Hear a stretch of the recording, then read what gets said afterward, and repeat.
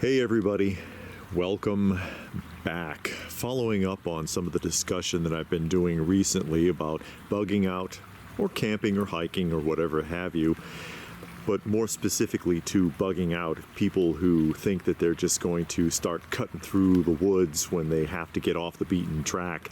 And this is what that actually looks like. It is thick, it is dense, and it is often very, very damp. As you can see here, this is where a lot of creeks intersect, but also I'm approaching swampland. I'm feet from it, where I'm going to start sinking a foot, maybe two, with every step. Do I really want to cross that? Would you? Could you? That's important to think about. How far back is this going to go? How deep is it? 10 yards? 50? A mile? All right, maybe you should go around. How far, in which direction, left or right? Miles. It could be miles in either direction. And there's a lot of this, especially in the south. There's a lot of land like this. And there's some nasty critters in here too. Snakes and insects, maybe gators, depending upon where you are. Ground is very, very soft and wet. This right here looks like it might be maybe a foot deep, but it's always this wet. So how deep is that mud underneath? How soft is it? Am I going to sink 2 feet if I step in there? If you did that, could you get out? Do you know how to slog through this if you absolutely had to? If you absolutely had to, do you know how to slog through it? And if so, do you have the stamina for that? It's exhausting. And by slogging through it, I mean basically, and I'll look down here, you're going to have to do your knee extensions with every step like you're in an aerobics class. Knee's going to come way up, and then if you sink, you're going to have to drag your foot out, and there's going to be a lot of suction. A lot of people don't have the stamina for it. I can do it, but do I want to? Not really. I'd rather not wear myself out doing that and leaving one hell of a trail behind me, and then being soaked to the bone because my boots and my socks and pants and everything are going to be drenched. And then I'll have to contend with that as well. It's not very favorable. It's not. Also, there's other ways to do it.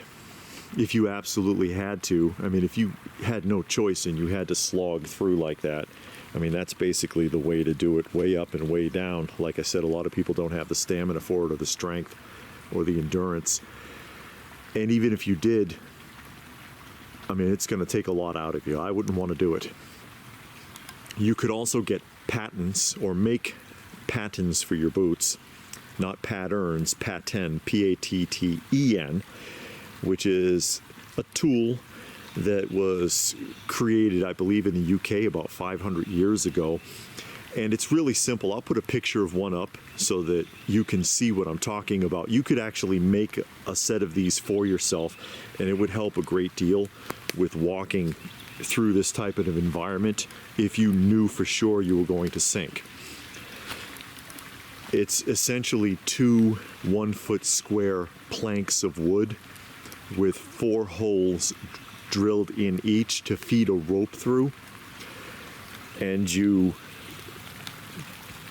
put it under your boot and tie it over the top of your boot and your heel with the ball of your foot sticking out over the top of the square, and it displaces your weight ratio. So instead of, say, the average weight of a full-grown male, instead of putting down about 4 pounds per square inch, you'll put down 1 pound or less, kind of the way a waterfowl's foot is displaced.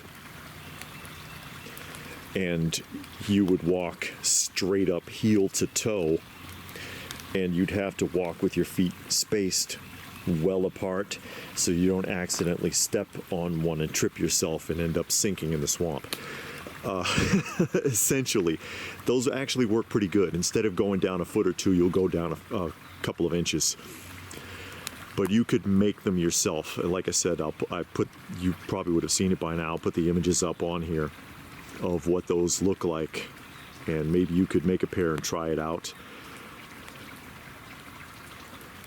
But otherwise, I wouldn't want to go slogging through this. What if I did sink? What if I stepped on something so soft I ended up down to my waist? Who the hell's going to get me out? Especially if you're in a bug out situation. There's nobody around, maybe? You're on your own, right? How the hell are you going to get out of there? It's a dangerous scenario. Plus, again, the critters. I would also advise having a walking stick. Something that you can walk with so that you can test the depth as you walk. Just stick it down in there. That's not a good example because it broke. I just picked up any random stick. But there, look at that, see? This is what I'm talking about. And it could still go. Let me pull that back out. That sank about 2.5 feet when I pressed the stick down in there. That's how soft the bed of this little creek is. And as I pointed out, it might have sunk even deeper. Do I want to step in this? Not on your life. And the further you go in here, the more of it you're going to find.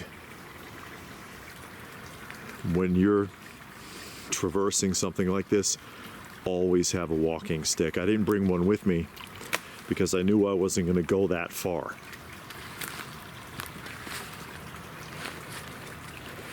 Anyway, just another food for thought moment. Hope I got you thinking. Hope I gave you some ideas. Make yourself a pair of those patents. They could prove very useful. Let me know what your thoughts are in the comments section down below. Please do check out some of the other videos. And I will see you again later. Stay frosty, folks. And thanks for watching. Hey, once more to illustrate the point here, so I'm coming back, just a regular stick, and you can see how deep that sinks. This is only like about 3 inches deep, the water. Look at that.